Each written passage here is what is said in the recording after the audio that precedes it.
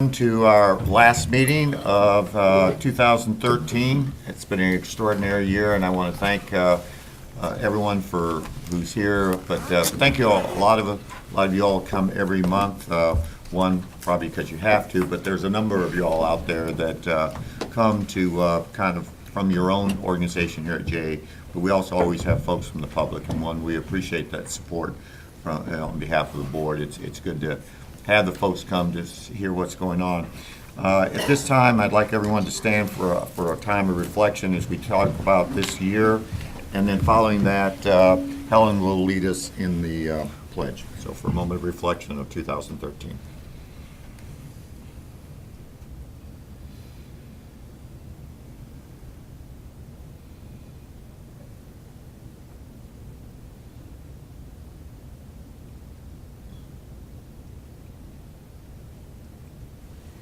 Thank you. Helen?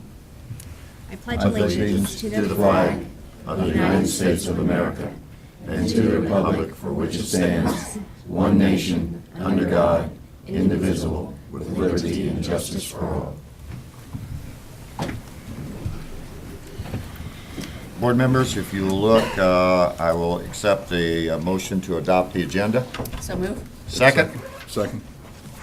All in favor, say aye. Aye. Your agenda has been adopted. Before we do the safety briefing, just let me, for the record, our Vice Chair Cynthia Austin could not be with us due to a family tragedy, and I'll ask that we send our best wishes and our prayers with her and her family during this time of crisis.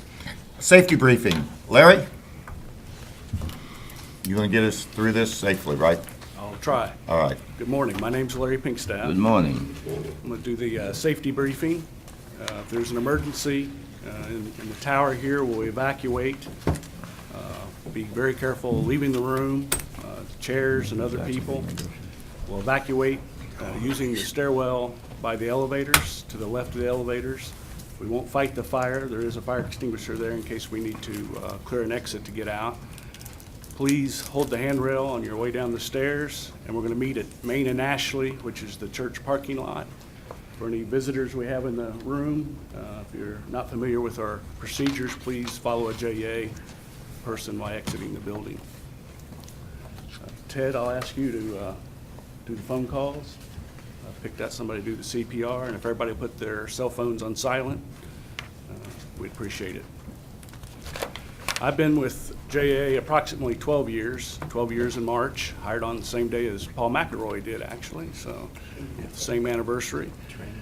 But before I hired on at JA, I worked at St. Johns River Power Park from 1985 to 95, and I left there in 1995 as the INC and electrical manager, and went into the private industry, which we did a number of different industries: paper mills, chemical plants, pharmaceutical, food, natural gas. My wife wanted to come back to Jacksonville. She wasn't happy when I moved away. There was an opportunity to be the transmission distribution manager here at JA, and so I had the vegetation management, the tree clearing on the distribution and transmission lines, and I had the water, sewer, and electric at NAS and Mayport. It's a very good job. I was hoping to have that one for 8 or 9 years. I had that one for about 11 months, and Ted Hobson told me I was under-challenged and moved me to substation manager. And so I had that group for about 2 years, and I thought it was running pretty good, and he told me I was under-challenged and had me run one of the service centers where the linemen work out of, at a Southside Service Center. I think I only did that for a few months, so that may not even be in my bio. I kind of lost track in there. And then I was senior manager for a few months and had both service centers. And then when Jim Dickinson became our CEO and Mike Ross became the VP of Electric Systems and Ted Hobson became the VP of Fuels and Compliance, I became the Director of Transmission and Distribution Maintenance, which was all the power lines. And I think that kind of speaks for itself, but I got to run a couple of tropical storm restorations through that period. And I was pretty vocal when I was substation manager, and I think that's the reason Ted moved me over to there to show it how it's done then. But that's always interesting, and I was very happy to see this spring and this summer that Paul and the senior leadership team went ahead and did the mock hurricane or tropical storms, emergencies. It's kind of like insurance. You know, you really hate paying that premium, but if you didn't pay the premium, you need insurance, it's too late. And that's the way it is with hurricanes. And sometimes when you leave an area, I had that area for 5 years, I thought, oh, I hope that doesn't slip off the map, because it's really hard to keep 2,400 people focused on what they got to do during a disaster. So I was happy to see that this year. My current role, I've been in about 3 years. Ironically enough, my office is at St. Johns River Power Park, where I started in 1985. And essentially, I'm the lead operating committee member there, and it's joint owned between JA and FP&L, and we're the 80% owner. And so I help construct the O&M and capital budgets and then ultimately get those approved. And then at Plant Shear in Georgia, JA and FP&L are part of that plant, and so I'm the operating committee member at Plant Shear to oversee those budgets and legal issues. Here recently, Mike has assigned me to follow along on the nuclear projects.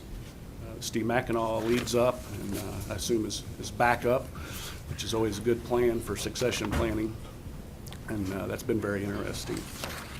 I would like to tell a real quick customer story. The week after Thanksgiving, I had a field superintendent from a very large national home builder here in Jacksonville call me. And no matter where you go in JA, once they have your number, I'm not sure. He didn't even know me. He said he got my number from somebody that knew me from some other contractor, and he needed some help. And they were trying to close on a house in 4 days, a new home, in a subdivision. They're fully developing them themselves. And they couldn't find electrical cable in this new subdivision, and he needed that done in 2 days so they could close on the house, get the certificate of occupancy and that type of thing. And then he had another place over in Springfield Historical, and he needed some temporary power. That one sounded kind of messy, and I said, well, I'll see what I can do.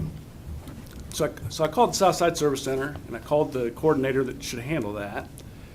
And he wasn't there, so I called the next coordinator, and he said, oh, well, let me look it up. And well, get me the name of the electrical contractor, and I'll tell him when we're here this afternoon. I'll just have my crew go do it and meet him there and just get it solved. And so that's good. All three coordinators were out in the field on West Side, so I just sent an email before I forgot about it. And 2 hours later, I got an email that said, yeah, I went by there myself. We can get him the temporary power. I called the electric contractor to have a taller pole. And the permanent power is going to be more messy, but I've gotten a hold of the area engineer, and we're going to work that out and let them know what they got to do. And so anyway, later in that evening, whoever called me left me a message thanking the JA to get them and trying to sell houses, and the market's still tough, and of course we obviously all know about that.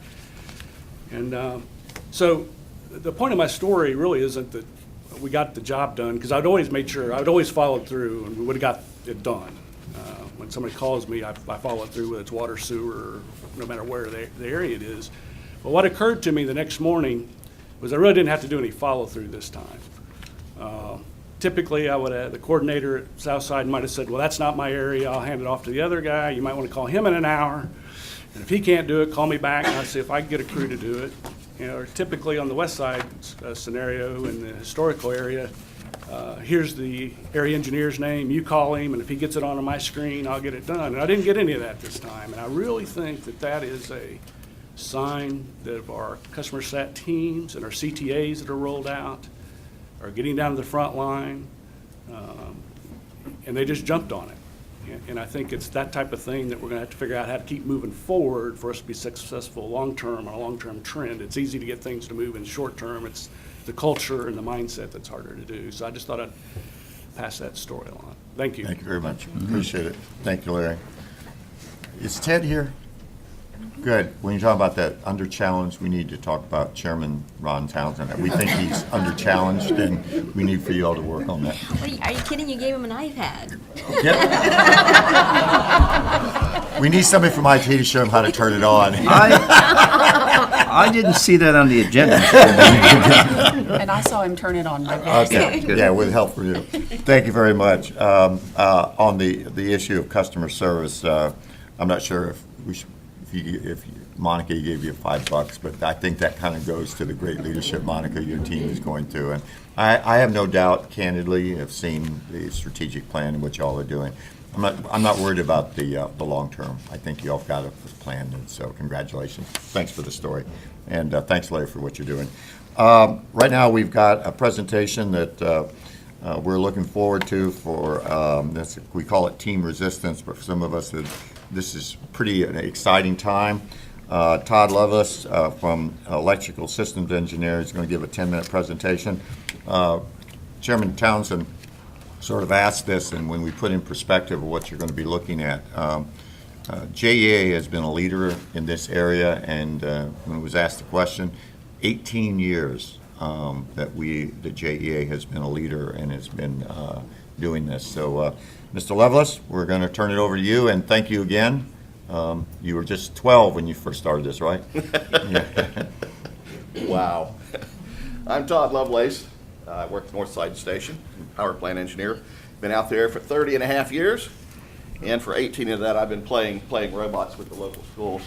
I've got a PowerPoint presentation I want to go through real quick, and there's a hook around here y'all can yank me off the stage with. I know how that works. You have 10 minutes, sir. I'm working at it. All right. All right. Team Resistance is basically one of 3,000 FIRST teams in the world. We combine local high schools with local technology companies. We are dedicated to inspiring high school students to learn and to use their math, science, and technical stuff, and we do that by applying it to an exciting competitive sport. So we build a robot every year that mimics a sport like soccer or basketball. Any of the kids in Northeast Florida are welcome to join, not just Stanton or Paxson. We recruit at the local high schools. We start fall training in September through December to familiarize all the members with safety and equipment and fabrication and AutoCAD design, robot control software, and we do community involvement. This is what my house looks like every Sunday. It looks like a fraternity keg party. You walk in the front door and you'll see that the animation team's there. Dustin Brunell's one of our security officers. He's the lead, or was up until he found out that he's expecting another child. We have a couple of folks, Mark McCombs and Jacob Plick, one of our engineers that teach Inventor. We have a UF engineering student, alumni, and a gentleman from Johnson Controls mentoring the robot control system. When you walk through the house, the programming team has basically taken over the den. Every room of the house is packed full of students. Everywhere you turn, you're tripping over laptops. On the back porch, we're teaching new students how to read a ruler and use a caliper. We practice the same shop safety rules at Chaos Central that we use in all the generating stations and all of the other facilities. We have so many kids in the backyard, I have to get on a ladder to be heard. We teach basic mechanical and electrical construction skills. Everybody learns how to use the shop equipment safely. Every 4-hour period, we have a half-hour break period to basically break things up. There's about 65 kids that break here. First week of January, we'll have a kickoff meeting where we watch the NASA broadcast of the first game for the year. The next day, we get together in one of the JEA conference rooms and brainstorm how we're going to win the game, what the game strategy is going to be. So throughout January and February, all the students share the load of building the robot. They have to choose between 2 4-hour shifts, one weeknight and one weekend. There's a heck of a lot to do in 6 weeks. Prototype, design, fabricate, wire program, test drive, debug, train operators, and we have to do an animation and a virtual robot. First thing we typically do is prototype and test to figure out what works and what doesn't work. This year's machine was prototyped in plywood on top of an old chair and tested in the backyard. How do you like that target there? We also had to build a pyramid for the robot to climb. All of these components will be set up in the CC4 auditorium in the last week of February. How did that work? Anyhow, these are components for those were components for the arena that will be set up here. We also have a design team that works in AutoCAD that's constantly working with us. They're documenting the robot and they're doing specialized design projects for us. The output of their effort is a virtual robot, an animation that shows the features of all of what the robot can do. Beautiful animation stuff. We also have another animation team that typically does a safety animation for a competition. In 2010, we won both the animation and the design award, both of them from the Autodesk people that make AutoCAD. So the next thing we do is get started building the robot. And we do lots of welding and machine work and sawing and drilling and beating and framming. And what's amazing is every time at the end of 5.5 weeks, we have a robot that's pretty much ready to go. These are all photographs in the shop of the kids. You'll notice the kids are doing the work. The adults are there for safety and for leadership and to show them how to do stuff that they can't quite figure out by themselves. So there's a lot of that going on. Then we have to wire the control system up, and there's a heck of a lot of electronic stuff on those robots. Then we have to test all of the mechanisms, and we actually have the shooter set up out in the backyard. Then we have to program the robot. We have an entire team led by Bill Kirsten, one of our IT directors. Finally, we have a robot that's ready to go. Then we have to debug it. We go down to JEA to the auditorium. We'll probably have 2 days. We'll get to debug and do tryouts for driving, select a driver, and do some practicing. So you can see everybody putting the arena together in the conference room. Every team member gets an opportunity to try to drive or operate. We also mentor other teams, and we allow them to join us because we've already got a field built. We let the new teams come over and work on our stuff so they don't have to do that. Finally, we ship the robot or we bag it up to where we can't work on it anymore. We head to the competitions, one in Fort Lauderdale, one in Orlando. You have 3 teams playing against 3 teams. After every round, the alliances change. After every round, the robot's inspected. At the South Florida Regional, we seeded number 2 out of 46 robots. That's pretty darn good considering our competition is NASA and places like that. We are routinely capable of scoring very well and climbing up on the goal. You'll get to see that in the video. We basically had the highest scoring round at the Fort Lauderdale competition. Most importantly, we do lots of community outreach. This year, or last year, we supported the Vikings, the Rains Vikings. We built their robot with some of their students in the shop. Mark McCombs, who's here in the audience here today, basically was their leader, provided leadership and repairs at the competition for them. It's kind of a nice t-shirt they did with our name on it. Laney Cruz's son, Chris Cruz, is sponsoring and supervising a team in Ocala. And one of the other things our team does is we provide volunteer services for all of the competitions we get into. One of our mentors, Mark McCombs, who's here, basically has started a whole bunch of Lego League competitions. We get out in front of the Boy Scouts and churches and that type of stuff every chance we get.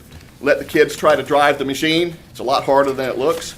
Like to do Boy Scout presentations. The kids love this kind of stuff. We supported the UNF entry for the NASA moon mining competition 2 years ago. We go to other businesses to show off and show them what we're doing, trying to help get them involved in some of the sponsorship. This year, we are also dealing with Paxson. Paxson, we're bootstrapping their team. We've done tool training, and we're actually building a robot with them in their classroom on Tuesday afternoons. I think they're having a good time. The important thing is we have lots of mentorship, lots of help. Lots of parents, JEA parents and other parents, and present managers and engineers working with us. You can't do this kind of stuff without mentorship. We have mentors that have been with us for 15 years now. Parents who have had kids that have been there and left, and they're still working with us 10 years later. The volunteers, I can't thank you enough. You can't do this without volunteers, and I can't do this without JEA and other people supporting us. So thank you so much. Let me jump into the video real quick here, see if I can make that run, because this is really a kind of a spectacular thing here. I'm trying my best not to run out of time.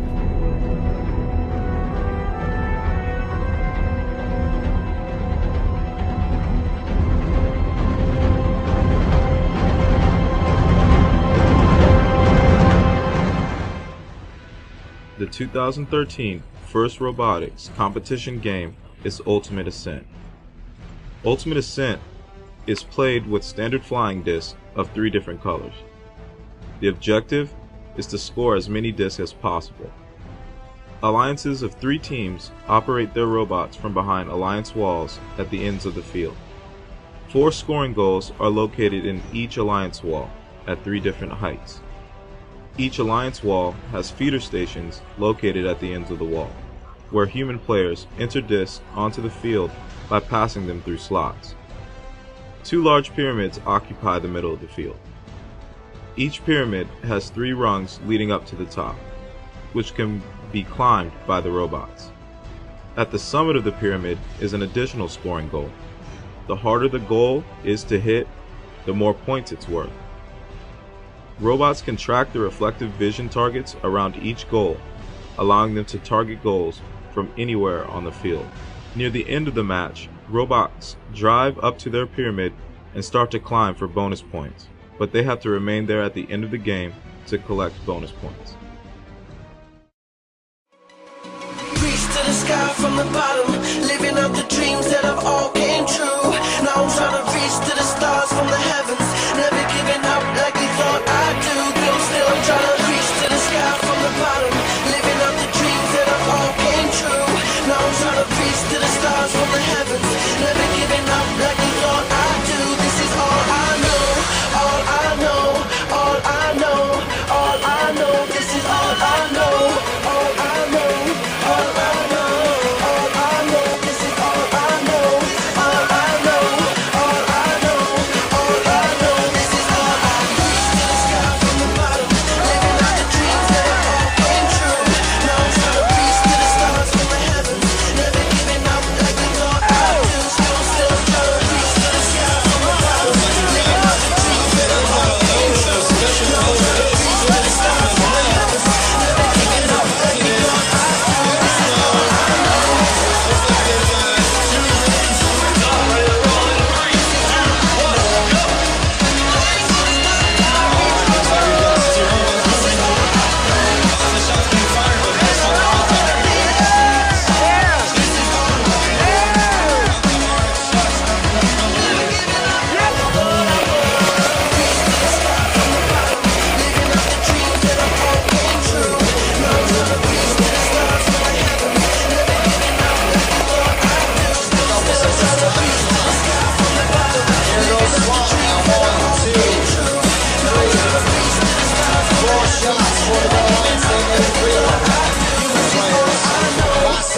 Bam, a little high, a little high.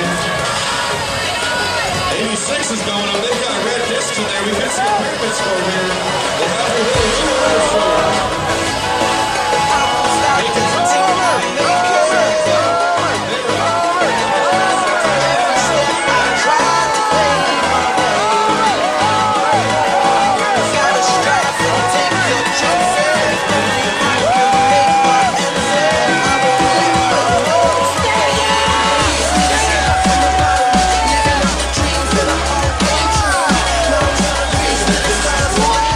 I'm going to ask if there's any questions. How did and- we fare in that competition? I'm sorry? How did we fare in that competition? We seeded number 2 at the Fort Lauderdale Regional. We got into the semifinals, and then the game field itself has a computer that controls everything, and we had 2 rounds where the game field had control problems, and it kicked us out. But we made it to the semifinals, which is honorable on anybody's Okay. bet. Yeah. Congratulations. Would you like our? Please, team members, please stand up. That means the adults too.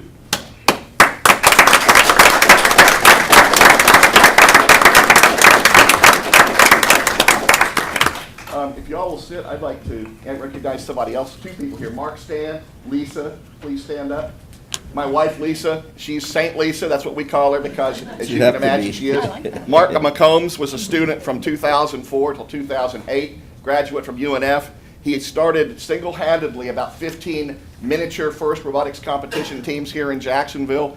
Started FIRST robotics, Lego Robotics regional competition. This is the type of payback that we're getting. We put the kids out on the street. They go to school. They come back. I've got 5 kids that have come back as adults, graduate engineers who live in Jacksonville now by choice and work with my team. Mark's one of the 5. Thank you both. And Lisa, thank you for putting up with all of the silliness.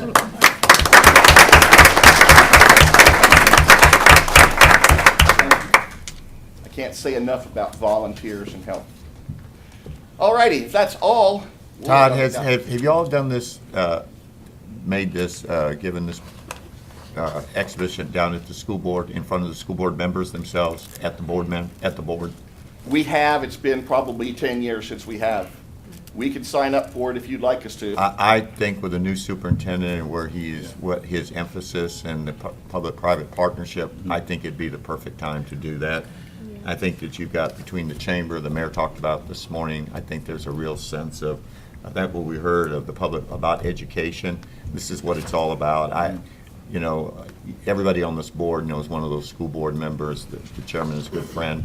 I would recommend that we make that invitation if we could do it. But I think to have this in front of the school board at a school board member, I think would be extraordinary. Great idea. And, We'll take care of that. great. All righty.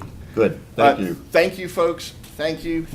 We can't do it by ourselves, and y'all have just been so generous over the years, and it's just exciting to come up and show off what we're doing. So, by the way, if there should be, this presentation should be on the G Drive, which any of us can get to you guys if you want to watch it in private without having to rush through it. Thank you so much, and we'll get out your hair. Thank you very much. Thank you Thank you, again. ma'am. Appreciate for doing it.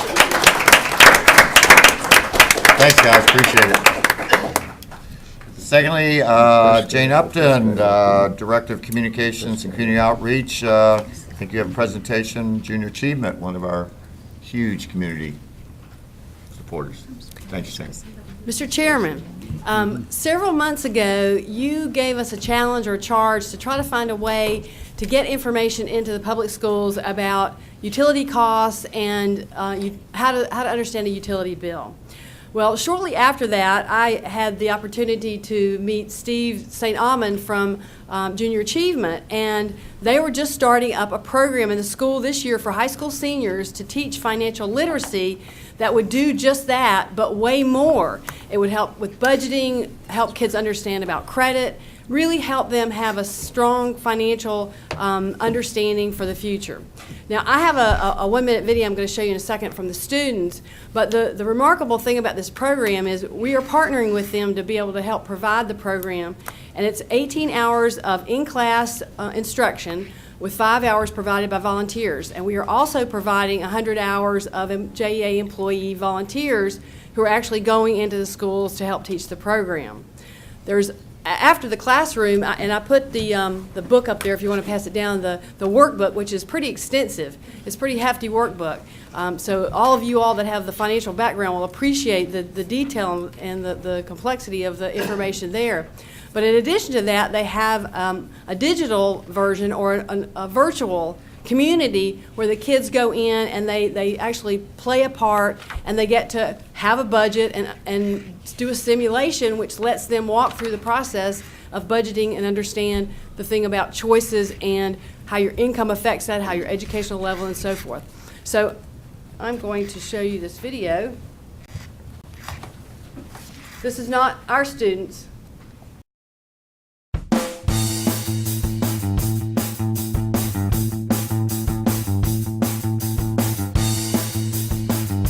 You can just go online and hop into the program, and you can go ahead. It definitely helped us. I actually really liked it because you could do it at home and it'll be easy to do. Budgeting is obviously a very important part of everyone's life. You end up having to do it eventually, even if you don't think about it right now. There were so many options, and not all of them were within my budget, so that's definitely something I had to consider. If you got a type of car, you got different insurance. And it was hard, for food, you would want all these choices, but you can't afford all of it. Oh, I want that nice, shiny convertible, but I can't have it because I also want this nice apartment. A little girl told me that she was going to go home and give her cell phone back to her mom because she didn't realize how many expenses she really had to face.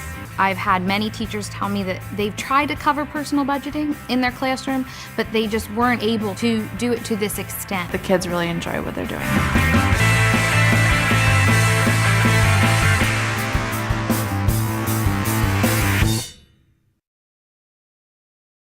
So this is a year-long program. It's going to be taught to 7,000 students in Duval County, and we are really excited about it and think it's something that's going to make a difference, because that's one of the things we hear from our customers coming in. They really aren't knowledgeable about budgeting and some of these choices that they could make if they knew about them. So we're also hoping that they're going to help their families as well. But Steve St. Almond, I'd like you to stand. He's Executive Director of Junior Achievement, and he's here with us today. Thank you, Steve. Just very, very quickly want to thank you for and tell you how much we appreciate your vision and your participation and your support.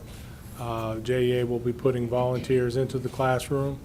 JEA will be the exclusive electricity store in the park. There are 18 stores. In fact, you have 2 of them. So JEA will be in front of 7,000 Duval County students. We reached 35,000 students last year. We'll add at least those 7,000 this year. And it's thanks to partnerships like the one we are forming with you. So we appreciate it and thank you very much. Mr. Chairman? Yes.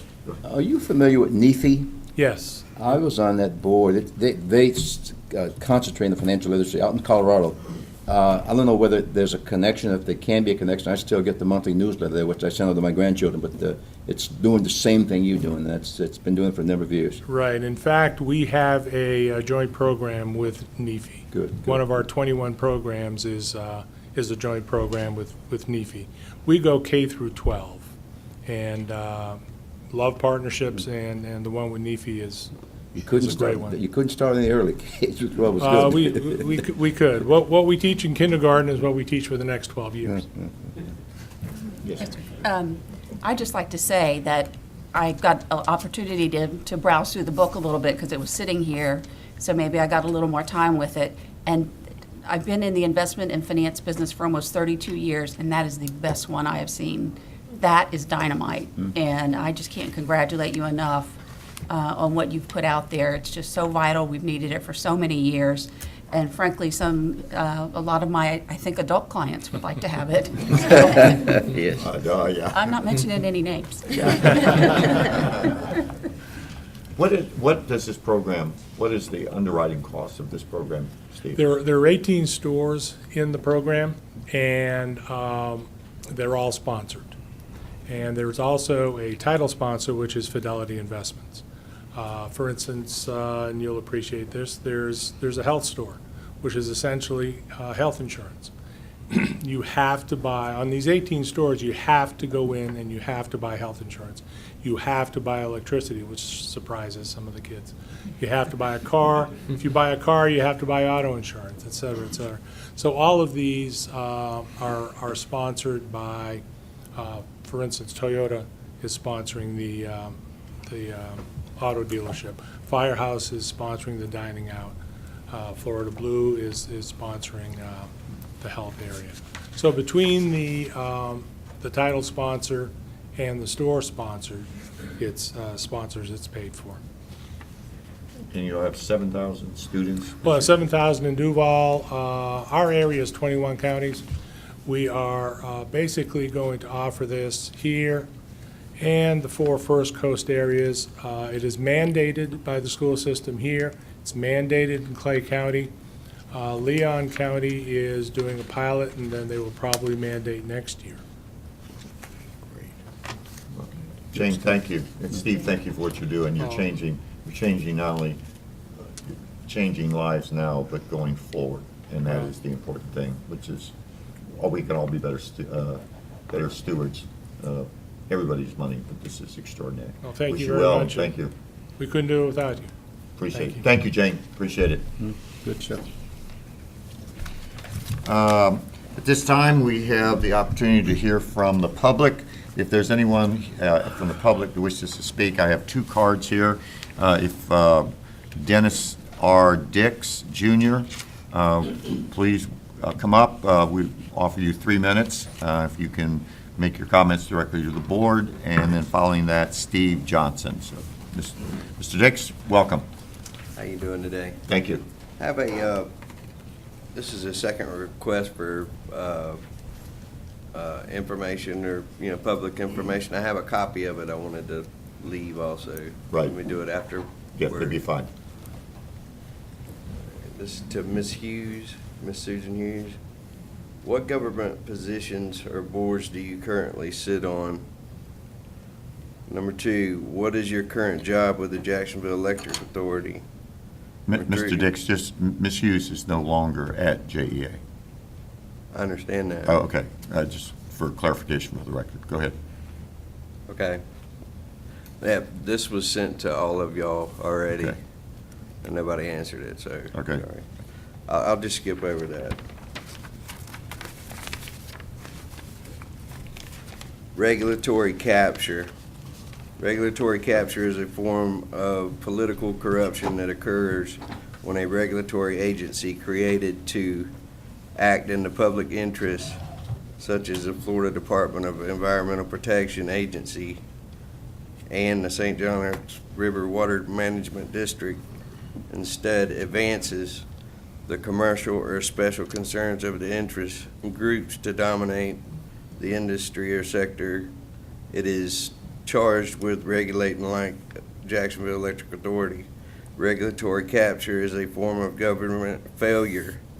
It creates an opening for firms to behave in ways injurious to the public, producing negative externalities. The agencies are called captured agencies. This and all email communications with you and your department will be posted on a community awareness website to make the community aware of your previous actions and the lack of concern for your mistakes that directly endanger children, citizens, our air, water, environment, property, value, and all the innocent contractors that have to use this product that are not being sued. Please feel free to join and answer any questions that the public may have about this product that you so vigorously protect. Thank you. Thanks, sir. Appreciate it. Whatever comments, if you have any material there, if you would leave for us, that would be fine. We'll have it. Thank you. I'm not quite sure are you, what is your complaint about the JEA? Environmental services. And is that, We are not being good stewards of the environment or No, not? sir. I have no problems with any of JEA other than environmental services. I think y'all are top notch.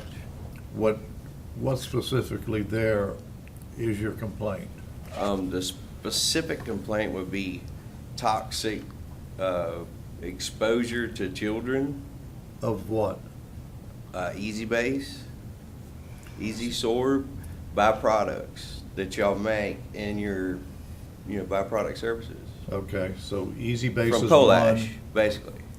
And other byproducts from our generating stations, I Mainly assume? Easy Base that I'm aware of. Easy Sorb, but I mean, there's over 500,000 tons, in Clay County.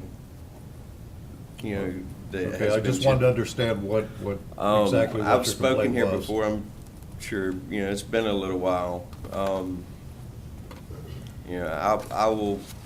I will give you this, this was also emailed as a public request for this information out, and I knew that she probably retired. I'd heard that, but I did not know that for sure.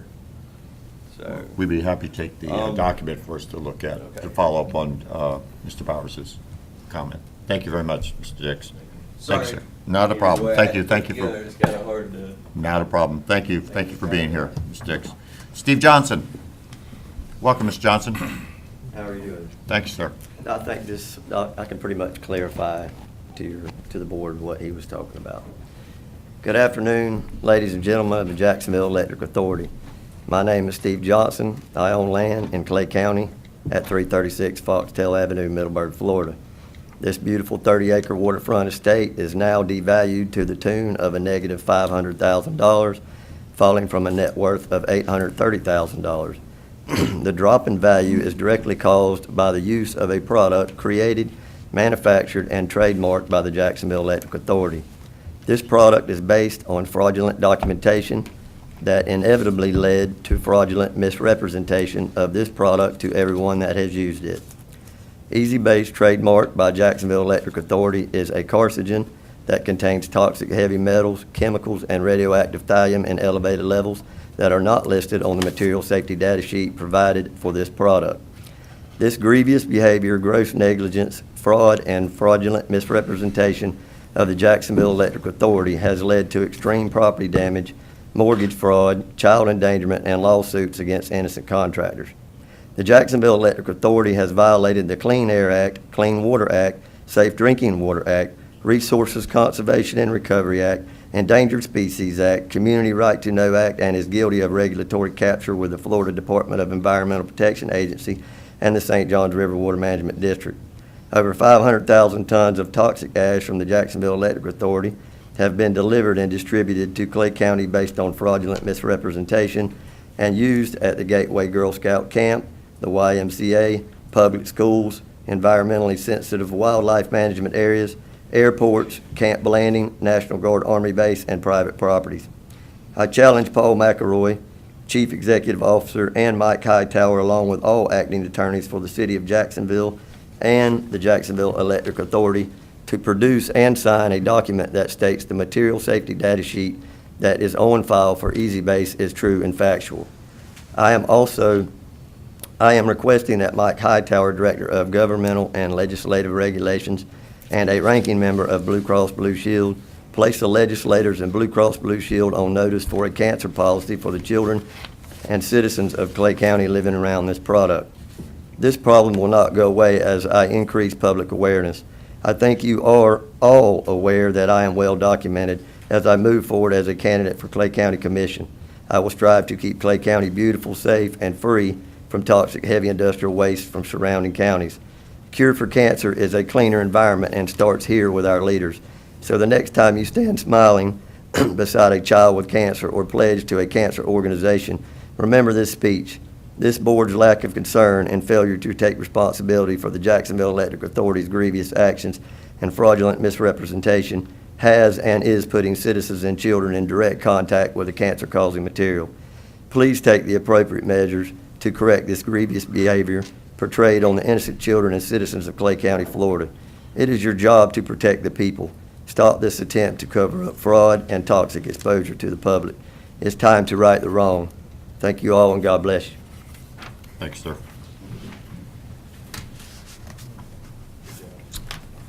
Okay, at this time, we will hear from Council Liaison, President Bishop.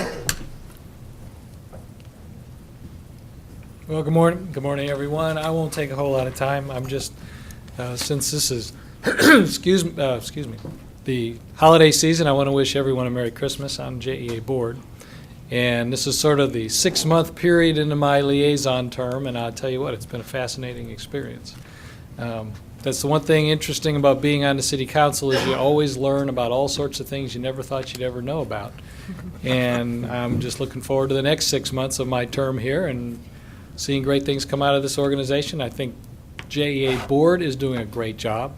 As I said earlier this morning, people come along at the right time. I think our CEO in Paul McElroy is taking this organization to new heights, integrating the authority into the city as our great joint public asset. Focus on customer service is fantastic. All of the folks that I've gotten to know in JEA, I think everyone is doing a great job. Not that we can't all do better, because we can, but I think that this organization is well-led, well-staffed, and I just want to say congratulations on a great 2013. Thank you. Thank you.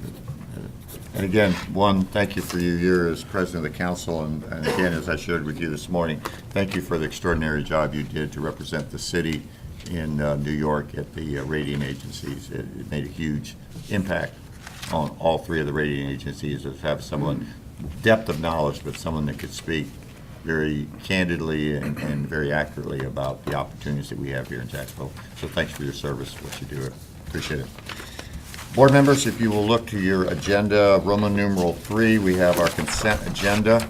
And as we know, that we're going to, these are the items that we have viewed. We'll need just one vote. So I ask that we look at Roman numeral 3A1 and 2, which will require actions.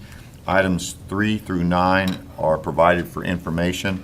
I'm going to ask for a motion to approve items Roman numeral 3A and 1 and 2, and then receive items Roman numeral 3A 3 through 9 for information. So move.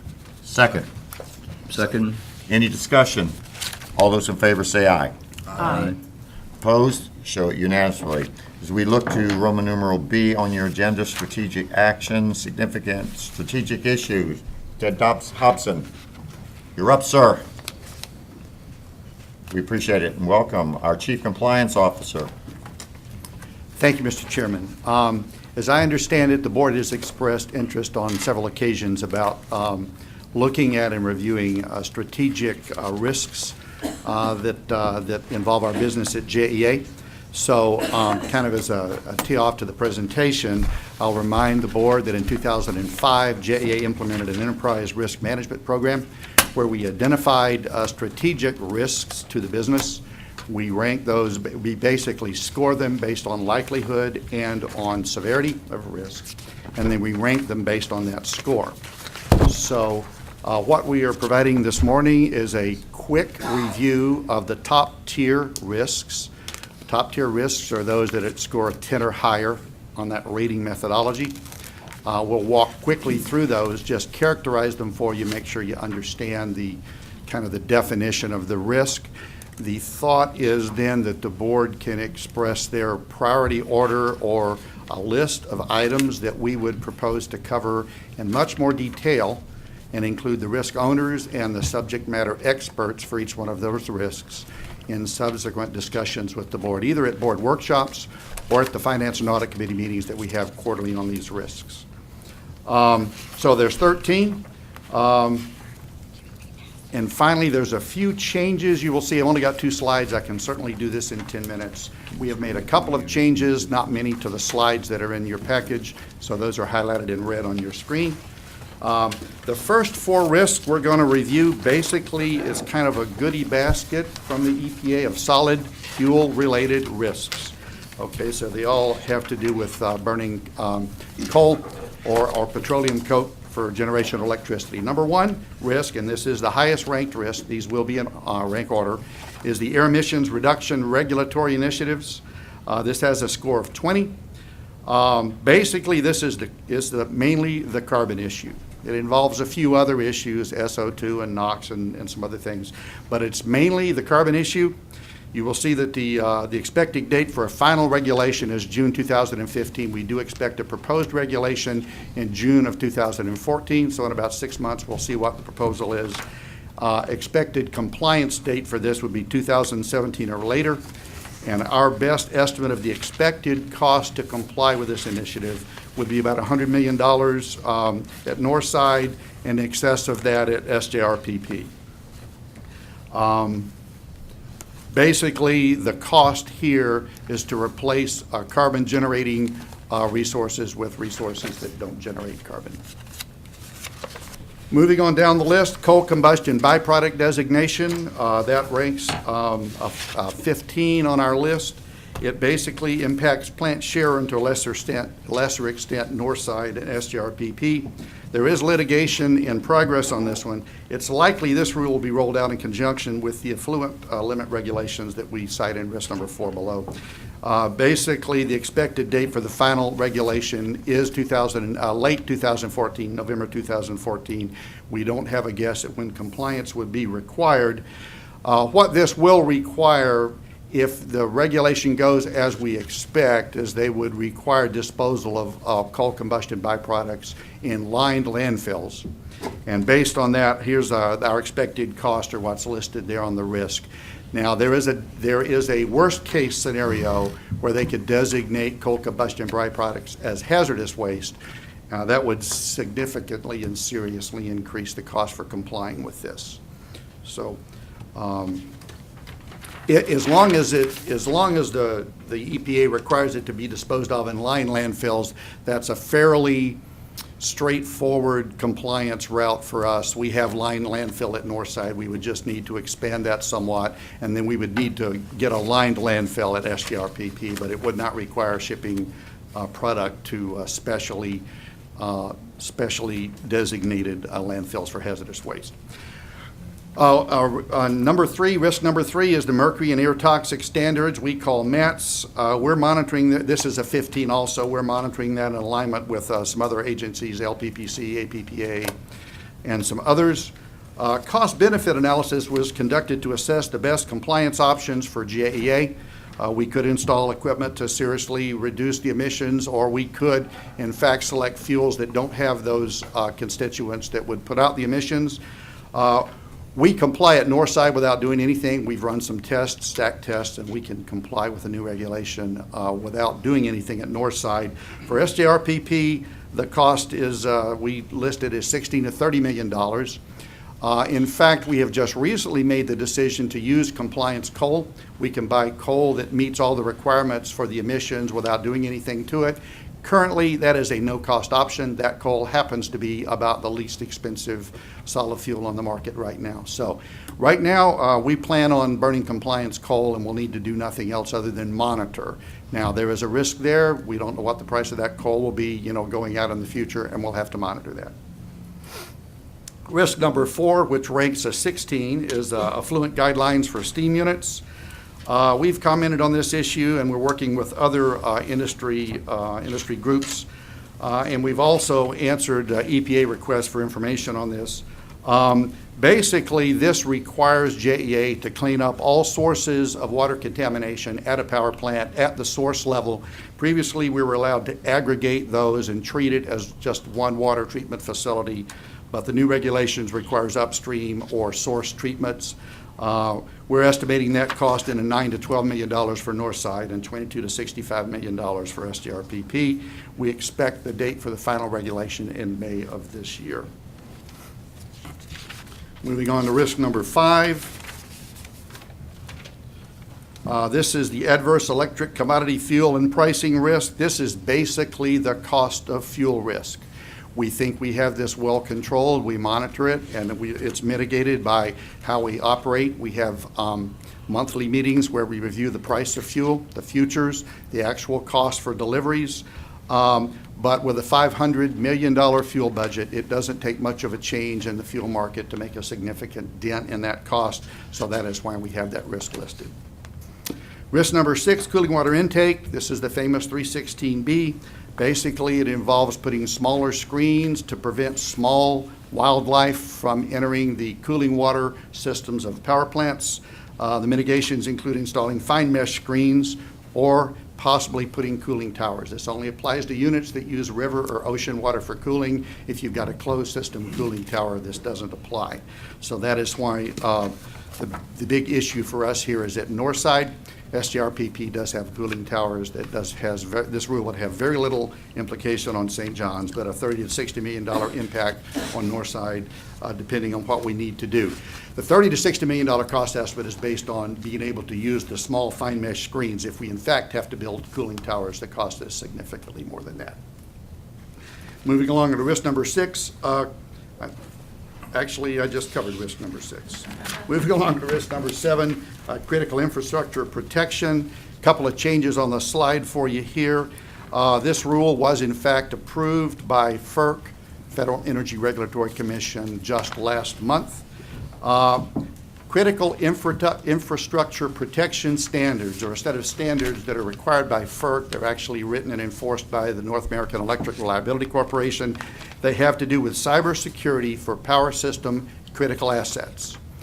The previous versions of this standard, versions 1 through 3, had us do a risk-based assessment, determine which of our power system assets were critical, and then apply some security standards to those assets. Based on that methodology, which is in standards versions 1 through 3, we had 2 critical assets. One was our System Operations Control Center that you're probably familiar with on the west side, and the second one is the backup control system, which backs up that, and that is downtown. SIP version 5 basically adds about 60 more critical assets. It's no longer risk-based.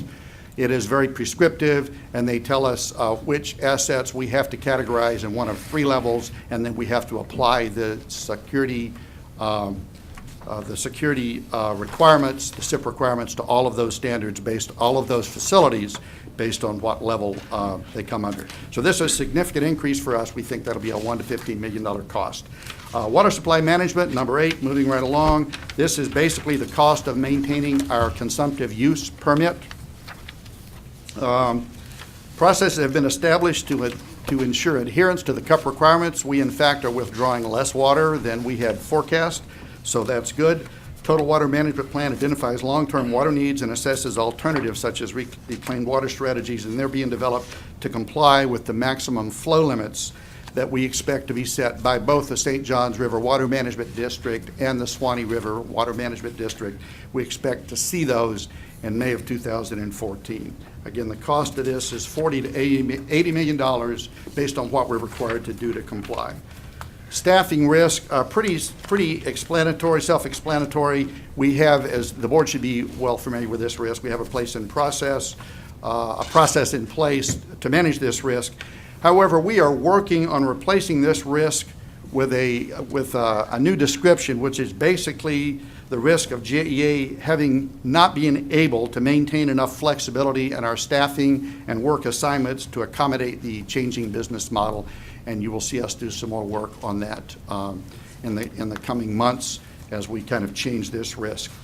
Pension cost, I think, again, the board is well familiar with that risk. We're working with the city and with our consultants on that, and you can see the parameters on that risk. Risk number 11, revenue and expense management. This is basically the falling sales issue. JEA cannot control these external factors, being the weather and the falling sales. We've got a long-term debt reduction program, continues to lower our debt cost. It's also reducing our interest expense. But barring some expensive new regulation requirements, we will not need to issue new debt, but the falling sales is still the big issue. We categorize that as a $20 to $50 million risk in the 5-year time frame. External stakeholder customer relationship risk, you're well aware of that. We've already talked about that some this morning. We're continuing our strategic initiative to improve our customer relations. The risk there is just significant reputation and customer risk. And last but not least, technology effectiveness. As described in the box, its poorly functioning technology could prevent JE from accomplishing objectives, including regulatory compliance. We're also working on this risk. Most of our business processes, particularly our customer-facing business processes, depend on technology. And if we get into a situation where this technology doesn't work for some period of time, we have a major risk with respect to, it could be a financial risk, but more importantly, we have a reputational risk with our customers. So we are continuing to work on that. That's the quick summary of those 13 risks. And again, if the board wishes to kind of prioritize those for us, we will plan to make more in-depth presentations on each one of those in whatever order you see fit. Yeah, thank you, Ted. I'm going to ask for the board's input in a second. On number 11, I kind of feel a sense of responsibility where we talked about weather, and you did mention, but not in your remarks, about conservation. One of our objectives over the years has been education as part of our customer service. I think we've become sort of a victim of our own success there. But again, it's one of those issues. It comes down to revenue is what it's all about. Thank you. I think this has given us a lot to think about. As you all know, as we roll into 2014, the board is going to be changing its time. We'll start at noon. But these are issues that I think that you're going to see the board in their retreat and their workshops being talked about. So I'm going to turn it back over to any board member for thoughts or observation. I just want to ask a question. Ted, these are in priority order. Whose priority? Based on the score. Based on the score. Based on the score. So based on the it's a 1 to 5 scale. Okay, the DARS. Okay, I see. Yeah. Okay, and the same with the page 2. Hmm? Yes. Okay. Actually, I saw one that was out of order. There was a 16 that should have been above the 215s.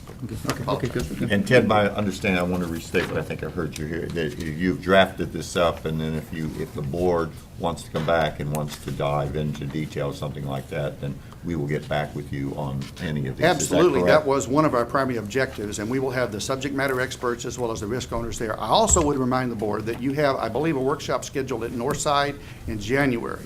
So we can certainly come cover the risks associated with the CFP units and the natural gas unit at Northside at that time. Right. Thank you, Ted. Any comments from the board?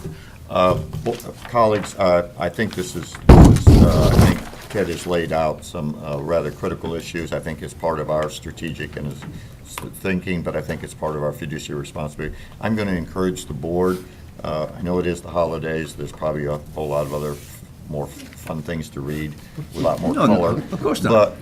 But in those times when you run out of things to read or watch on TV, if we can kind of, each of you will take a look at this when we come back in January, if you'll kind of give me a signal during one of our workshops, if there's one of these that we want to do, or if you'd like to do it on a quarterly basis, but I'd like some direction from there, since we do have this strategically. So I'm going to ask that to be put on my agenda at the first meeting, if you all will give me some feedback.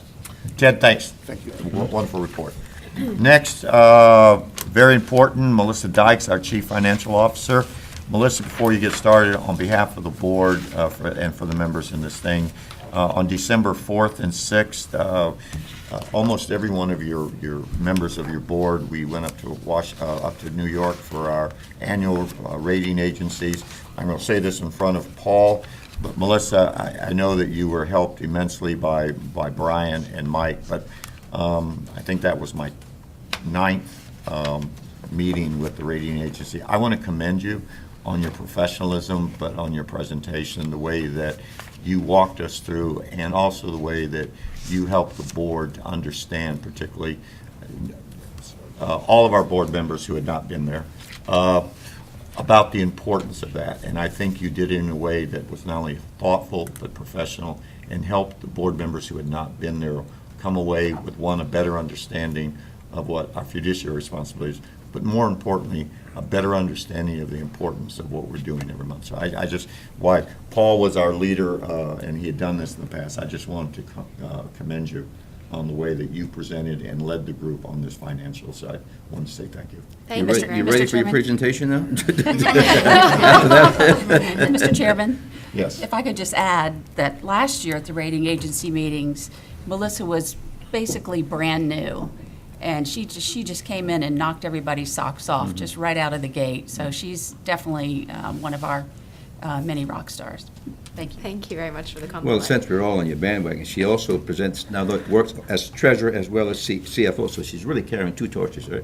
Okay. Not after today. Although as of today, I'm only carrying a single torch now. But thank you very much for the compliment. I've got a great staff of people who put in a lot of long hours in preparation of the materials for that meeting. And so I'll pass your compliments along to them as well. Thank you. Happy holidays, and in the interest of keeping with Mr. Chairman, your request of delivering good news, I am delivering 2 bits of good news in the context of this financial report. The first is that it's still very early in the year. So we will talk a little bit more about, as Ted coined, our falling revenues issue in the context of this presentation. But in spite of that issue, we've been able to deliver some strong financial metrics in our projections for the year.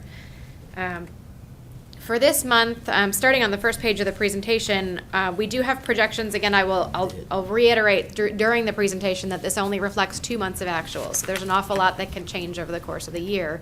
But we are currently projecting debt service coverage in the electric system of 2.2 times, days of liquidity at year end of 251 days, of which 147 of those are cash. And our debt to asset ratio is projected to fall to 75% at year end. In the water and sewer system, we're projecting 2.3 times debt service coverage, 210 days of liquidity, of which 107 days are cash, and debt to asset ratio reduced to 58% at year end. In terms of sales, we've had 2 relatively low sales years in a row, driven by a number of factors which we've talked about at previous board meetings. And so in our projections for this year, we projected a bounce back to 12.25 million megawatt hours, which really reflects a return to a more normal weather pattern, but some adjustment in that projection for what's happened in the economy and with respect to conservation going forward. We are, in the first 2 months of the year, showing sales below last year. So we're not seeing the recovery that was in our projections for the year. Part of that is just, it's the weather. Man, the weather has been mild, it's been raining a lot, people just aren't using that much electricity this time of year, and that's reflected in the first 2 months of sales for the year, so. Melissa, on behalf of the Chamber of Commerce, we really do like that kind of weather. It helps bring jobs to people in Florida. I just, we'll work on the revenue later. If I could get rid of the rain for the chamber, I'd do that, but since it's going to be 80 degrees this weekend in December, it's hard to imagine a better selling point for our region. And this just reflects in a graphic form where we think we're going for the year, still projecting that we'll be over last year, but for the first 2 months of the year, our sales for the electric system have come in under our prior year. Where that leaves us in terms of our financials is that our sales are now 4% below our budget in our projection through the end of the year. What that means from a revenue perspective is that we're now projecting revenues almost $30 million below budget for the year. We do have ways we can make that up. We're projecting to make it up through lower debt service. That savings is achieved through a combination of refunding some of the lower variable interest rates and some early debt repayment that we were able to do last year. And then some lower contributions to the R&R fund and a lower expected amount of non-fuel purchase power. The R&R fund contribution is driven by this lower capital expenditures that we're expecting for the year. So CapEx was budgeted at $108 million. We're now expecting it to be about $100 million for the year. The water and sewer system, similar story to the electric system in terms of sales. We had a very low sales year last year. We're seeing. Why do we purchase power? We do it primarily for economic reasons, where we look at the dispatch cost of our existing fleet of power plants, and if we can buy it from the market more economically than that, then we'll do that instead. Okay. Because other than that, we are long power. That's right. Yeah, it's just, it's purely an economic play at this All right. point. And Mike, is there anything you'd like to add on that? Okay. In the water and sewer system, we're seeing sales below last year. Last year was a challenging year for sales in water and sewer, and this year sales are lower. So this is getting our attention. We've talked in previous board meetings about what the drivers of this are. It's hard to tease out individual drivers because the weather is so abnormal. In terms of the number of days of rain, it's just raining all the time the first 2 months of the year. So irrigation's way down and residential use is way down. And this graphically reflects where we're projecting we're going to end up through the balance of the year. What that means in terms of our projections is we're about 2% below budget in water and sewer. Water and sewer continues to be insulated from some of these sales fluctuations because of its rate structure, because so much more of the revenue recovery in water and sewer reflects the fixed costs of the water and sewer system. So even though sales are challenged, from a revenue perspective, we're not that far below budget. We're projecting about $3 million below budget. That's almost completely offset by reduced O&M expenses in the water and sewer system. And capital is projected to come in about $3.5 million below budget. Flipping to the balance sheet discussion, this page is a recap of some information we've talked about at previous board meetings, just showing the evolution of how we got to where we are in terms of our debt-to-asset ratio. So we've got the mountain in the electric system that peaked in 2008 at about 91%. And is continuing to decline. On the downslope here, we're projecting this year we're going to end up at 75%, so very significant progress there in the electric system. Water and sewer system peaked in 2010 at 66%, and also is continuing to fall, although a bit more slowly than the electric system, projecting we'll finish the year this year at 58%. Our debt outstanding, not much change in this page since last time we discussed it. We did have a big principal payment that went out on October 1st of $239 million, and that's reduced the debt balance outstanding that you'll see there at the bottom of the page to about $5.4 billion. But in terms of composition, no major changes since last time we discussed.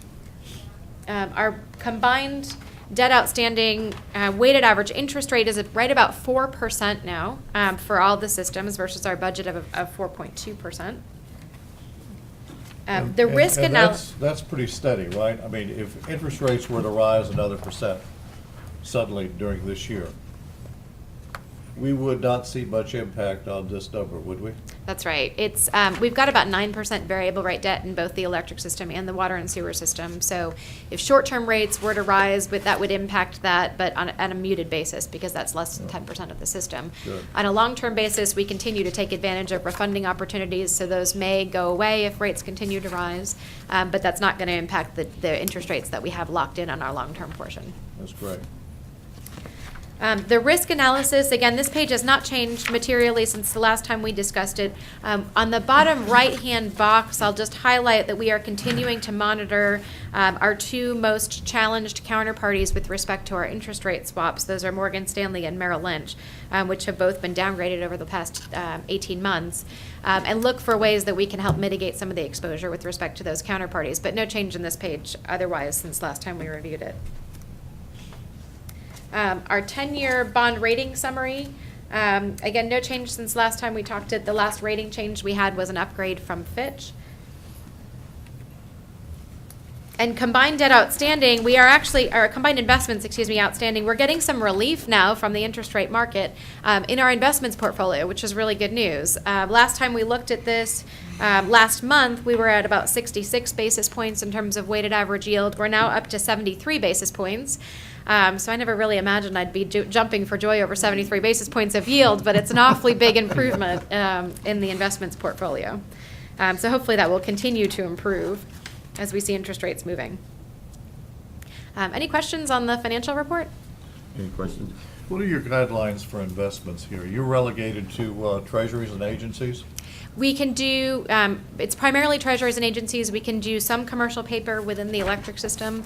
And in the water and sewer system, we're considering an amendment to broaden what we can do. But by policy, it's primarily treasuries and agencies that we're invested in. Comment? Melissa, again, I don't want to speak for the board. I'm kind of doing it from one person's perspective and the chairman's perspective here. I think you have sort of raised, and knowing the sensitivity to the support of what you're doing and the outstanding job you and your team are doing, but everyone is doing. But I think you have sort of raised it in my mind is that why we have been successful on the debt reduction and looking at these things. I think do not be surprised that in our workshops going forward, as we look at this declining in revenues, I think that what you're going to see this board, and I mean this in a positive way to everyone that is speaking here, I think that with the new leadership team that Paul has put together, we're looking to look for that low-hanging fruit, which probably is not a real classy way of saying it, but the way that you all each time in each of the departments are looking for those things to, of how we can reduce this, because at some point we're gonna reach a critical mass. We're gonna hit a wall. Now, that's not to say for anybody who's listening that we're in a crisis, but I think that you'll see this board coming back every time, and I think we heard it at that time. Is there at some point we're gonna have to learn to do more with less? We're gonna look at this. We don't have control of the weather, but the revenue is going to become an issue, and I think that. But I want everyone here to understand that as we get into this next year, I think you're going to see discussions by the board of where are those areas that we can squeeze? Where can we find that? Because a lot of this, we're looking to you on moving the money around. But at some point, we're going to have to look at within the whole organization. You can't carry this by yourself. Everyone's going to have to find a way to do more with less, because we're going to have to at some point keep the necessary revenue coming in. And I think that you're going to see that discussions by the board. So we're going to need all the input from both you and all of your colleagues to give us ideas for us from a fiduciary responsibility to kind of set I would say the policy. But, until the weather turns around, we're going to have to look, we're going to have to sharpen the pencil like you are doing, but we're all going to have to sharpen the pencil. So as we go forward, we want to keep morale up. We're doing great things with customer service. We will make sure that continues. But I think that we're going to, at some point, if this continues in another year or so, I think you're going to see this board zeroing in saying, where are we on that? So, but again, extraordinary year, what you all have done, what you have done in helping us get there. But if we can't, hope is not a strategy, hoping the weather's going to change for us. And we're going to have to kind of look at that long-term from strategically. And we've got now the framework of a good strategic plan that Paul and the leadership team has put together. So you need to keep giving us that information. Let us know that you do it, but make sure that we've got enough time so that we give you and your colleagues the time to be able to make those difficult changes or come to us where where you need our help to make those changes. So continue to do what you're doing, but thank you for an extraordinary year. Thank you. Mr. Chairman, let's not give up on revenue enhancements too. There are opportunities for revenue growth, and I know we're pursuing some right now in the LNG project, which we've announced some preliminary steps there, and there may be many more that we could probably do. So, And that's why I'm encouraging your leadership team, Paul, when you get together is, let's throw that net wide, challenges and opportunities. Absolutely. Thank you very much. Thank you for a great year. Under new business, ladies and gentlemen, it is, and I wish our Vice Chair, Cynthia Austin, was here, and I just want to kind of context. This is the time where we have on the agenda to do our CEO scorecard evaluation. Let me put this into context, and I wish Cynthia was here. Cynthia was chair prior to, I think, Mr. Townsend, but I want to say for my colleagues here, and again, we're looking out the windshield, not the rearview mirror. Really, it was Chairman Austin and Chairman Townsend that in the past said, and I have some responsibility. This is my third CEO. That if when it comes to that time and we do our evaluation of our CEO, we've got to do it where it's transparent, it's understood, and there is good clarification and of why we do this. And both Ron and Cynthia are the one who stepped up in their leadership role and said that we need to put together a framework, we need to set goals and objectives, and then we need to have board input on those criteria, as opposed to being in the past, don't mean this to be critical, it was usually just the chairman with one or two people. And both Ron and Cynthia said this is an entire board evaluation. So I really want to thank Ron and Cynthia couldn't be here today, as we talk about our CEO's evaluation, that we've really turned a major corner here. All of us are in business, all of us do evaluations for our employees. We ourselves are evaluated by our bosses, and what we want is something that's fair, understood, and something that we can defend. So as we look to do this the right way, we've made a huge change, we're going forward. I want to sort of review where we are, and I'm going to tee this up from the chairman's perspective, doing the annual evaluation for our chairman. Let me first say that we picked, by talking with each of you, what was the criteria we set for Paul. We had to do this from a perspective that Paul was our new CEO.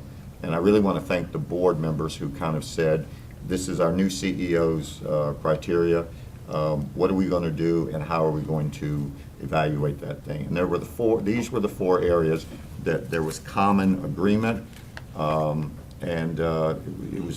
which always makes it easier. And the four areas were, first and foremost, customer service, and let me be the first one on this one, and Ron and I being here a little bit longer. That was not only was that for this CEO, but we made this an evaluation for the entire JEA. This was something that we just felt had to be done. It was significant, and we'll talk about that. But customer service became one of our primary, and it was also one of the primary objectives and criteria we used for a new CEO, for finding a new CEO. The second part that came with that was managing debt. We heard that loud and clear and particularly from our new board members, but particularly for three of our, some of our board members that said managing this debt is an issue, and I think really that was a very high bar. And I think, and when we look at the results, had we not been doing that, I think the presentation that Melissa gave today would look a lot different. The second one, which really came to, which was we felt was, and I heard you say, is under leadership, is customer service. We didn't want same old, but we also wanted a new leadership team. And there was a lot of emphasis on putting together, you cannot, as someone said, you can't be best in class, got to be a great team. And we've heard this from our colleague, Mr. Wimbush. We don't need a good team, we need a great team. And that was one of the things that we really held as a high standard we were looking at. And then finally, there was a concern of really what are we doing, and should we be doing, just doing the same thing over and over and wanting different results. We weren't getting it. And so there was an emphasis that said we need a new strategic plan, and we don't need to approach it in the way we've done it. So really, as we looked at the criteria of evaluating our CEO, these were the 4 categories. Customer service, how do we do? Managing the debt, where are we, and did we do it successfully, and is it sustainable, and are we making progress? And then there was what we talked about, the reorganization, a new leadership team, and will that in fact be there to make sure that we have sustainability? And the last one was, what we wanted was, and it was really, and I'll use my words, not someone else's, we wanted a strategic plan, ladies and gentlemen, that wasn't going to look really pretty in a 3-year binder. And many of us who have done these before in our own companies, or we've seen it in government, it looks really good, tab goes up on and ends up on some shelf, and then we never see it. And on those 4 issues, is that my understanding from this is, one, I want to thank each one of the board members for reflecting on those 4 issues that you felt were important to talk to the board. I want to also thank the in-depth discussions that you had with General Counsel. As we all know, we cannot talk to each other about what our evaluations were because of Government of Sunshine. It wasn't appropriate, and I want to thank our General Counsel who did it in a professional way and sort of became the liaison of, these are the issues, and made us dig deep. And I really want to make sure when I make the comment of digging deep is the questions, at least from the questions the way that she asked me, they were not superficial. She really wanted to make sure that when we had this discussion today and when we make our decision, that is something that we felt strong enough that if we were asked, we could say, these were my feelings and this is why I feel this evaluation is fair, justified, and that is recommendable. So I want to thank the General Counsel for the leadership that you helped us, because candidly, we'd never done it before. It's not a woulda, coulda, shoulda. We've made things. I think the second part is now I think we have a format going forward that this board and that every other chairman and every other board is going to be able to say, this is how we're going to approach this in a thoughtful, deliberative way that we can say we've done it and we can be proud of the evaluation that we've done. So as you all know, on this is about the performance, about the bonus, is that we had a range according to the contract. Each of us had a copy of the contract, and I want to thank each of you for going through that contract of a range of 1% to 15%.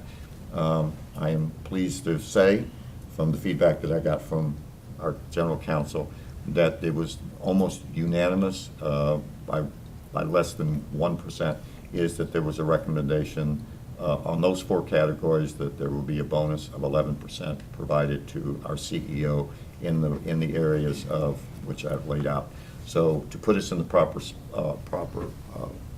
position, I'm going to make the motion that the board, based on the evaluation that I have from each of you, based on the information that was conveyed to me by our General Counsel and by the results that I believe that I heard through our General Counsel, I'm going to move that our CEO be given a bonus of 11%. That will be my motion.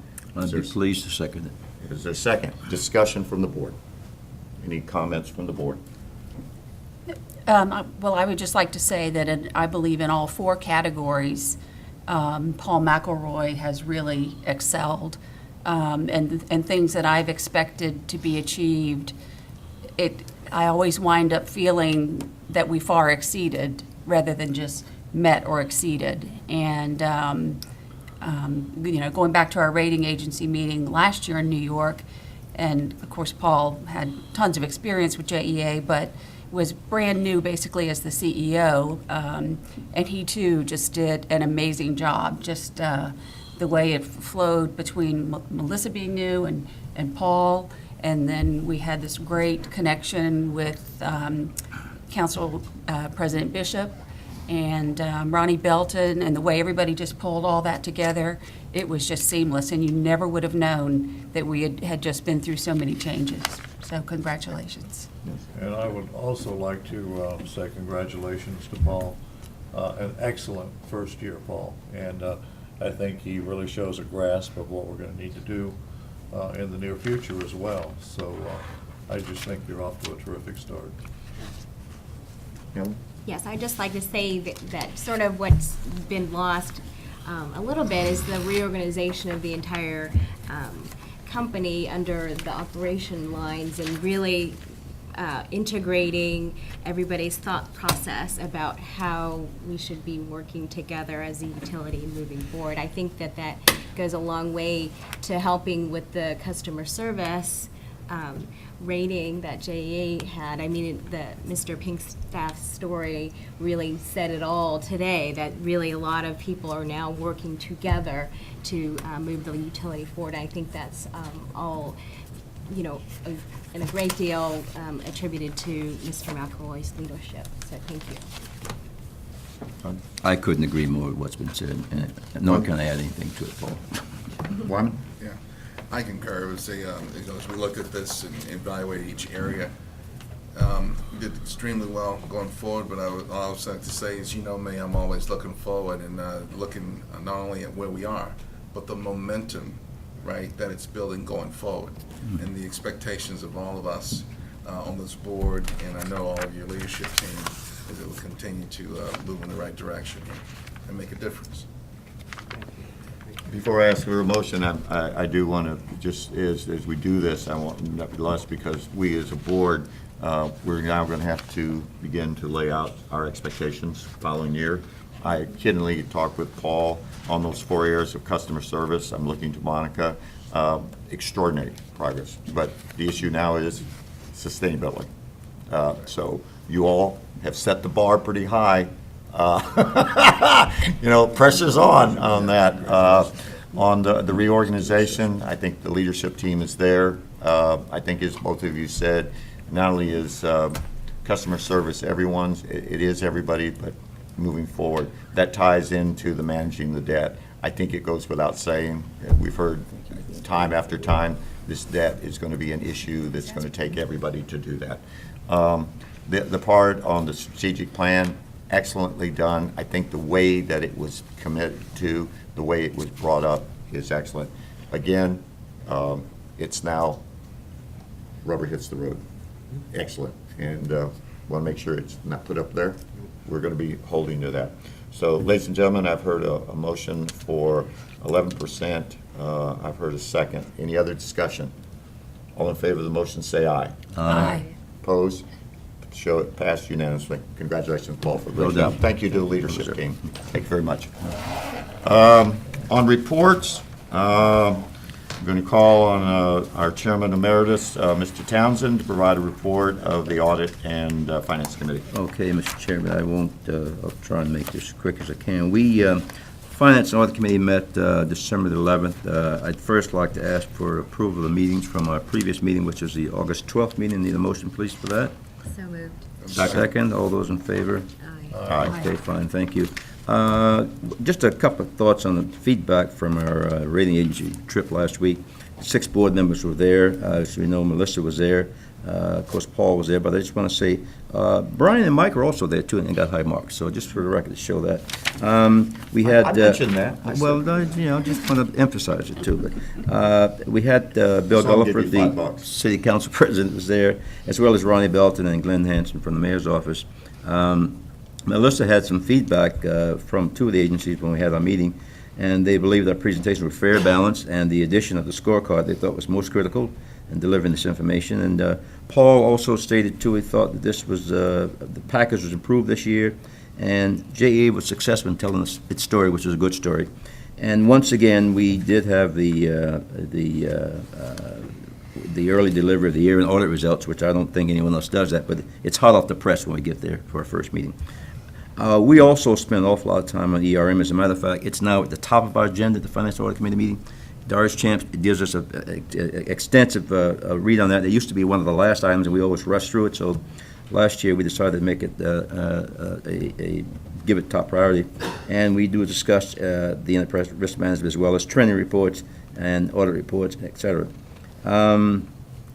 We have our quarterly ethics report from Willette Stanford, and we'd asked her last meeting to maybe give us some indications of just what some of the inquiries are, so we increased her 5 minutes to 10 minutes. I think she took 15, but anyway, she did share with us the five most critical inquiries for JEA.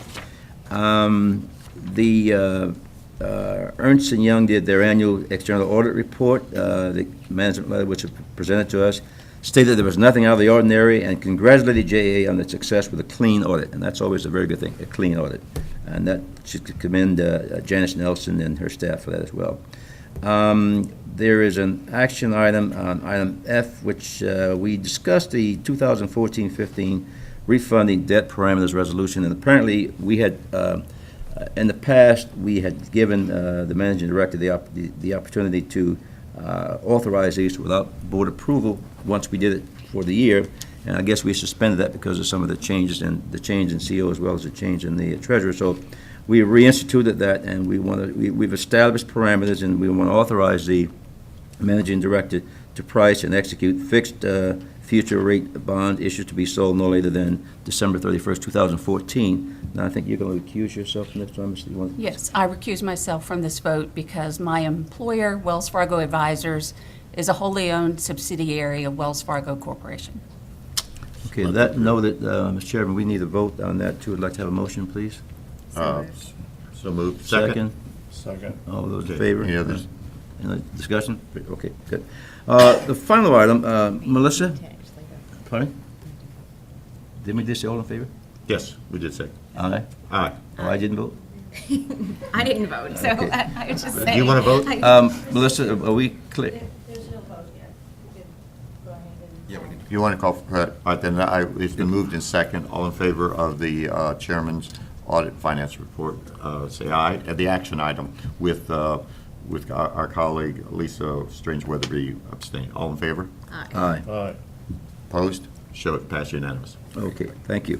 The final item I have here, we had some discussion about the fuel credit, and I'm going to ask Melissa to discuss this. The Finance Audit Committee, asked them to have further discussion.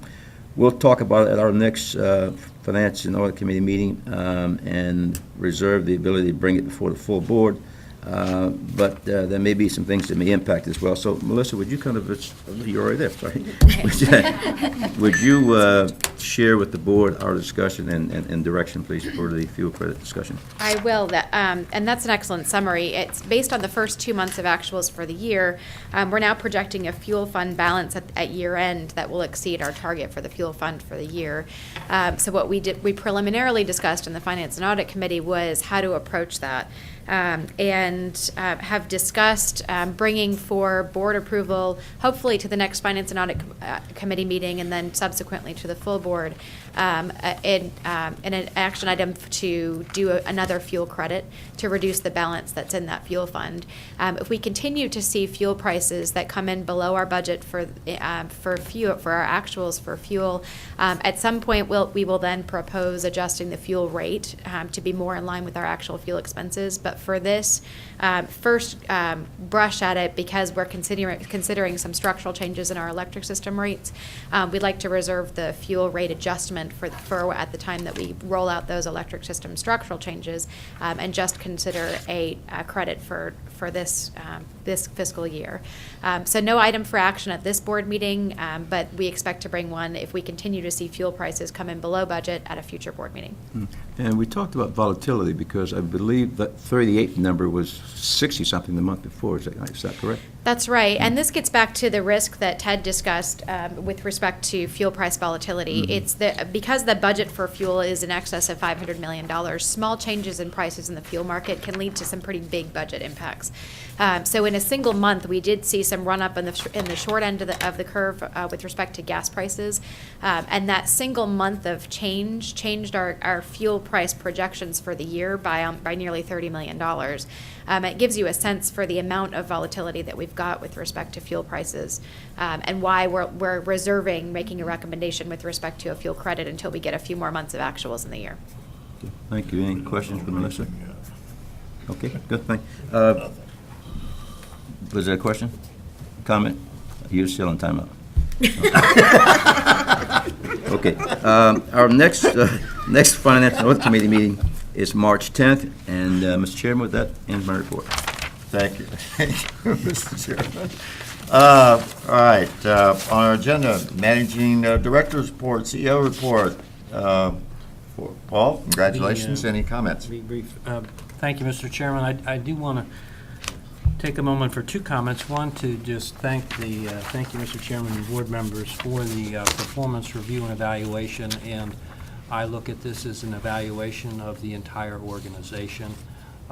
Surely we put forth a path, but the execution, the communication, the involvement, the engagement, without all of that on every level that the management team was involved with every step of the way, we wouldn't have been successful. So thank you very much for the team. A job extremely well done, and it certainly was a good year. But as pointed out, we've just begun, and we've got a lot of great opportunity ahead of us. Secondly, I wanted to just take a moment and express appreciation to the board members for having traveled to New York and participate in the rating agencies. I know we talked about that in terms of the detail, but from my perspective, thank you. Certainly a value add in terms of the evaluation that the rating agencies perform on JEA and in helping secure and solidify our rating agency. And then just finally to board members and the JEA family, happy holidays, Merry Christmas, belated Happy Hanukkah, and Happy Kwanzaa. Thank you, Paul. Okay. End up with the chairman's report. I have five quick comments. First and foremost, we remember starting first of the year that we will meet at noon, which is a new time. Number three, let me remind my colleagues that we have the enterprise risk management. I know it won't be fun reading, but I'd like for you all to take some time to consider that. So at our first meeting, we looked at the tiered risk. So if there's something that we want to look at going forward. The other thing that I would ask my colleagues, and I've asked you this, is that one of the things that Paul and I have talked about is that I'm asking at our first meeting for if there are recommendations for priority issues that you want to see going into 2014. Please let me know that so that Paul and I can agenda them and make sure not only do we have the priority issues, that we allow enough time.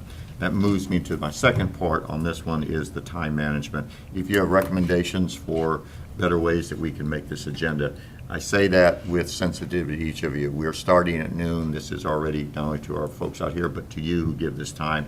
We're sort of messing up your day. I want to make sure that we use your time effectively and efficiently, and there's nothing that we can't do better. So I'm going to be asking you all to give me ideas for time management on how we go forward, since we're sort of messing up your whole day. I want to thank all the members of the JEA team and the family for an extraordinary year.